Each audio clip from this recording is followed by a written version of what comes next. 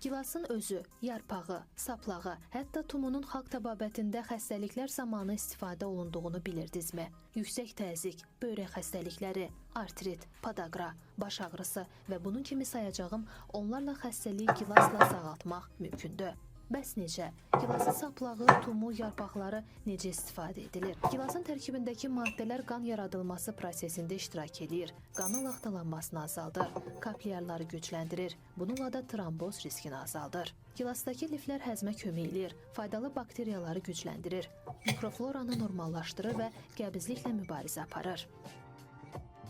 Pəhriz saxlayanlar üçün gilas idealdır. Meyvə liflə zəngin olduğu üçün insanda toxluq hissi yaradır. Gilasda ürək əzələsini gücləndirən və nəbzi normallaşdıran kalium da var. Bu ürək sağlamlığı üçün çox faydalıdır. Meyvəyə gözəl rəngi və parlaqlığı verən flavonoidlərdir. Məhz bu flavonoidlər orqanizmi ultrabənövşəyi şüalardan qoruyur.